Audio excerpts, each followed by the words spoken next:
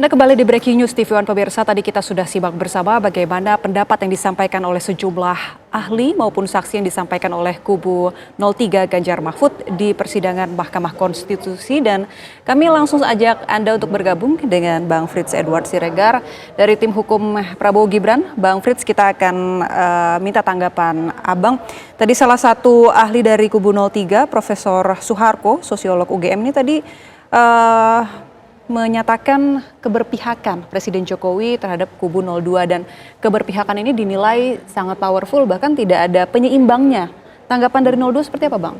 Ya, sebenarnya kalau kita melihat dari ahli yang diajukan hari ini ya, kan ada beberapa topik ya. Pertama terkait apakah Mahkamah Konstitusi berwenang atau tidak. Jadi paslon 3 ini berpendapat bahwa seharusnya ini bukan kewenangan Bawaslu, karena ada hal-hal yang tidak diatur oleh undang-undang. Mereka mengargumentasikan bahwa nepotisme itu tidak diatur. Oleh karena itu harus menjadi kewenangan daripada Bawaslu. Kemudian dalil kedua daripada paslon 3 itu adalah terkait dengan putusan DKPP. Bahwa KPU itu menerima pencalonan Gibran tanpa adanya perubahan undang-undang ataupun tanpa ada perubahan PKPU, sehingga pencalonannya itu tidak dapat diterima dihubungkan dengan etika. Tadi ada Romo Frans Magnus yang juga hadir, dan juga tadi ada ketiga topik yang soal bansos, di mana peran daripada bansos kemudian bansos mempengaruhi. Dan yang keempat tadi ini kan daripada ahli yang mengatakan bahwa itu adalah prosedur bahwa ada keberpihakan. Cuma memang kalau saya melihat dari ahli yang disampaikan, kemudian saya menjadi bertanya sendiri ya, misalnya pada saat ekonomi menjadi baik, kemudian ada peran negara yang lebih baik kepada masyarakat, ada pengurangan kemiskinan yang terjadi, dan tadi itu yang disampaikan oleh ahli di dalam presentasinya.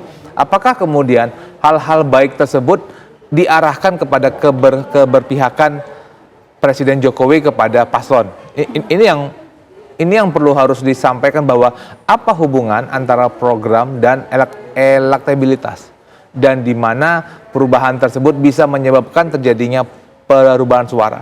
Misalnya soal bansos, misalnya, bukankah bansos itu sudah didiskusikan sejak lama dan juga sudah ada cara untuk proses pendistribusiannya kepada siapa dan bagaimana. Kemudian terkait misalnya ada keberpihakan dalam proses, ada pertanyaan apakah ada kunjungan Pak Presiden misalnya. Bukankah Presiden Jokowi itu adalah presiden yang berbeda daripada presiden-presiden lainnya, di mana Presiden Jokowi itu sering bertemu dengan masyarakat, belusukan misalnya, itu kan sesuatu yang beliau sudah lakukan pada saat masih di Wali Kota Solo, Gubernur DKI, bahkan pada periode pertama kedua juga suka dilakukan. Jadi apa yang saya mau sampaikan adalah bahwa proses apa yang disampaikan oleh apa yang dilakukan oleh Presiden Jokowi sebagai presiden itu merupakan hal yang selama ini memang presiden selalu lakukan, ada atau tanpa adanya pemilu.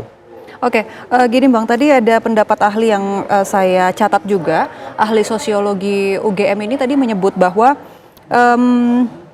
walaupun cara komunikasi Pak Jokowi ini tidak secara gamblang menyatakan mendukung 02, tetapi menurutnya orang Jawa ini menerima ataupun memahami bahwa Jokowi mendukung 02. Kemudian juga dengan adanya dukungan terhadap Jokowi, maka kepuasan masyarakat khususnya di bidang ekonomi ini mengalir otomatis ke pihak 02. Nah, tanggapan dari kubu Prabowo Gibran seperti apa? Ini yang mungkin menurut saya sesuatu yang perlu diluruskan dari sosiolog tersebut ya, bahwa beliau sebagai ahli harusnya nggak bisa mendikotomi bahwa Jawa dan bukan Jawa misalnya, bahwa kita kan bisa melihat bahwa pemilih 180 juta orang tersebut kan tidak ada selalunya ada di Jawa misalnya. Dan kalau misalnya seandainya itu konteks itu benar, maka yang bisa menangkap apa yang disampaikan oleh Prof, yang bisa ditangkap oleh warga negara adalah hanya warga negara yang mengerti filosofis Jawa saja. Berarti kan Pak Prabowo hanya menang di Pulau Jawa misalnya. Tapi kalau kita mengacu kepada hasil rekapitulasi nasional, kan dari 38 provinsi kan Pak Prabowo itu kan menang hampir di 36, bukan hampir menang di 36, jadi hanya kalah di 2 provinsi. Jadi kalau saya bisa melihat bahwa salah satu keberhasilan yang sudah dilakukan oleh seluruh menteri ya. Ini kan seluruh menteri kan dari berbagai partai yang ada di paslon 1, 2, dan 3. Yang kedua, program pemerintah itu kan juga didukung oleh anggaran yang ada di partai politik. Itu juga partai politik dari paslon 1, 2, dan 3. Ada keberhasilan yang sudah dicapai oleh bersama. Kenapa keberhasilan tersebut dianggap hanya sebagai keberhasilan Presiden Jokowi? Bukankah itu harus dianggap sebagai keberhasilannya partai politik yang DPR dan juga keberhasilan pemerintahan Jokowi di mana ada menteri-menteri dari partai lain di dalamnya? Oke, yang menarik ini juga soal menteri yang rencananya akan dipanggil oleh pihak MK mulai dari Menteri Keuangan, Menteri Sosial, Menteri Perekonomian, hingga PMK. Tanggapan dari 02 sendiri seperti apa? Pentingkah pemanggilan itu?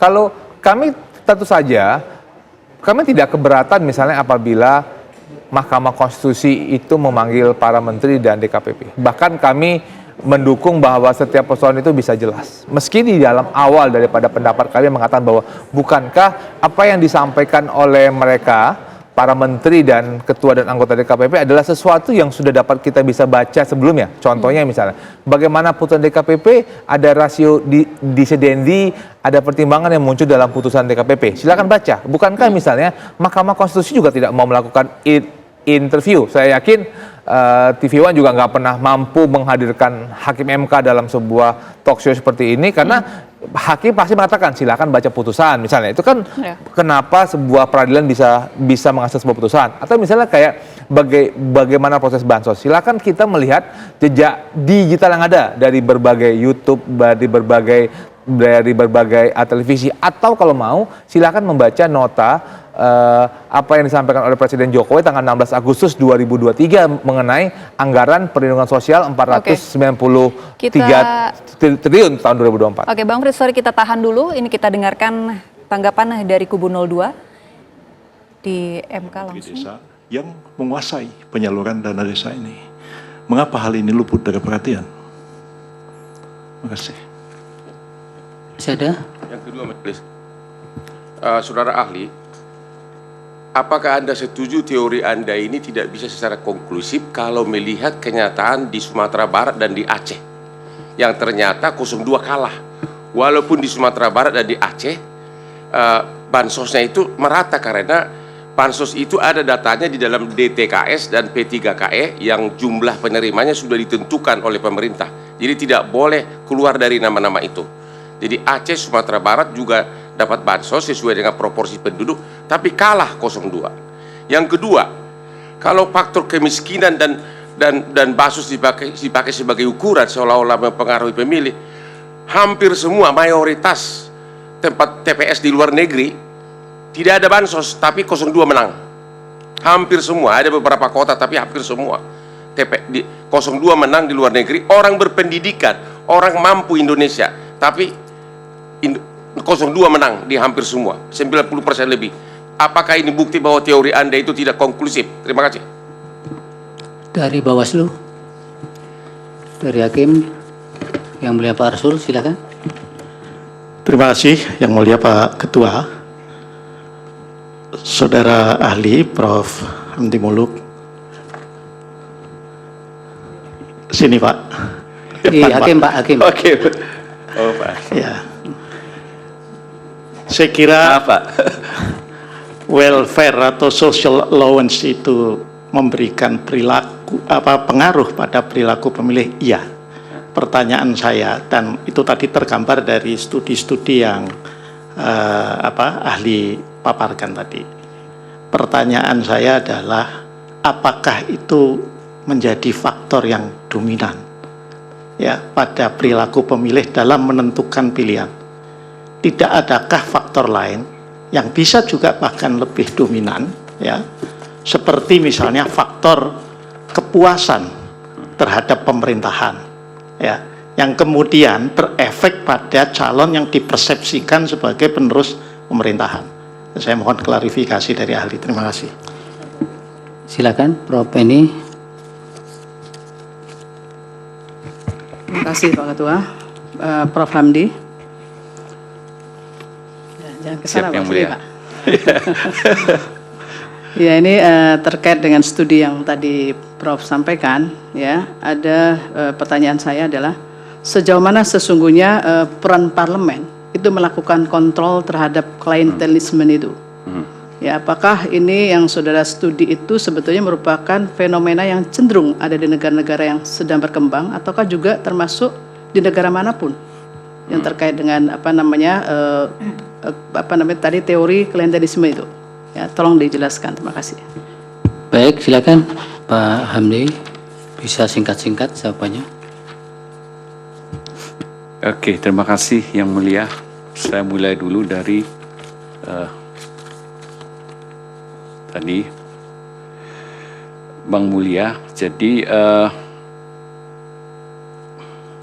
tadi ini contoh, ini masalahnya sekarang ini state ya.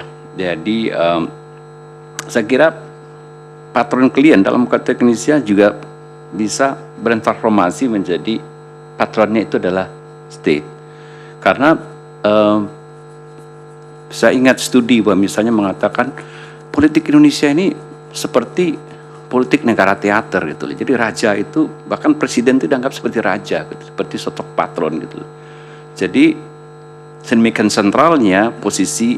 Nah, kita menganut presidensialism yang posisi kepala negara itu memang seluruhnya. Dia kepala negara, dia kepala pemerintahan, dia mungkin tokoh yang panutan dan seluruhnya patron. Jadi sangat mungkin bahwa mekanismenya hampir sama dengan yang kita amati patron klien dalam konteks di adat. Jadi itu mungkin yang juga bisa memperkuat misalnya keyakinan bahwa sedikit banyak faktor ketokohan dari Presiden Jokowi mungkin turut mendorong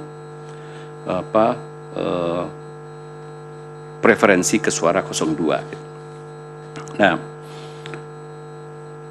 tadi yang kedua, oke. Tadi Pak Hotman Paris mempertanyakan persoalan tadi, kalau tidak salah saya, kenapa kita tidak fokus kepada masalah, kenapa hanya fokus kepada masalah hanya di tingkat presiden, tapi tidak fokus kepada masalah dana desa, Pak ya? Pak, itu Prof. Yusril. Oh, Prof. Yusril ya. Ya. Oke. Ya, memang kami tidak punya data gitu, Prof. Yusril, sampai ke tingkat desa, karena kami tidak melakukan studi yang langsung ke data empiris di Indonesia, karena keterbatasan waktu dan dana juga. Kami hanya memang mencari hukum-hukum yang umum, yang universal, berlaku di seluruh negara tentang masalah ini. Apakah memang politisasi bansos ini bisa berdampak kepada voting behavior. Nah, kami tentu tidak memperhitungkan faktor-faktor kompleksitas di tingkat lokal. Tapi mungkin, nah di kita memang unik gitu loh. Antara kontestasi antar paslon itu tidak selalu ajak masalah incumbency dan challenger itu dari waktu ke waktu. Nah, kita tahu loh, sekarang seperti yang Prof. Yusril katakan, ini Muhaimin adalah bagian dari pemerintahan, partainya gitu ya. Adiknya Menteri Desa, tapi dia berada dalam kubu untuk pilpres yang berseberangan. Nah, itu juga mungkin berlaku untuk yang lain. Gitu. Ada kepala daerah juga tidak ekuivalen dengan pasangan paslon 1, 2, 3. Nah, memang kalau kita mau studinya detail betul, kita harus mengkonsider data-data ke tingkat yang lebih lokal itu. Tapi saya tidak punya data itu. Saya hanya punya data yang universal, menggambarkan fenomena ini. Nah, mungkin saya masuk ke Pak Hotman tadi ya. Nah, ini Sumbar dan Aceh malah 02-nya kalah. Begini, studi ini kan hanya memperlihatkan bahwa variansi atau sumber varian kalau dalam bahasa statistik yang mempengaruhi voting behavior dari faktor ketertarikan orang terbansos itu 29%. Jadi masih ada 71% penyebab lain yang kenapa orang memilih si A, si B menjadi presiden yang dia mau pilih. Jadi masih ada faktor lain. Nah, faktor-faktor yang ini sekaligus juga merespon mungkin yang mulia Bu Eni Nurmadingsi bahwa Pak Arsul Sani juga bahwa memang masih ada faktor-faktor yang lain, misalnya yang sering dikemukakan dalam studi-studi voting behavior itu penilaian terhadap kandidat. Ya, apakah kandidat dianggap kompeten, punya aspek-aspek positif, kinerjanya bagus, kampanyenya bagus, komunikasinya bagus, dan seterusnya. Juga masalah bekerjanya faktor-faktor sosiologi seperti pertemanan, persukuan. Jadi itu 79% itu. Nah, hanya 29% yang disumbang oleh ketertarikan orang dengan bansos. Itu menyebabkan jadi mungkin di dua tempat itu bekerja faktor yang lain. Gitu. Jadi ketertarikan terhadap kandidat itu. Bisa jadi seperti itu. Jadi ya tidak bekerja faktor-faktor bansos. Nah, yang kedua yang saya lupa juga tadi.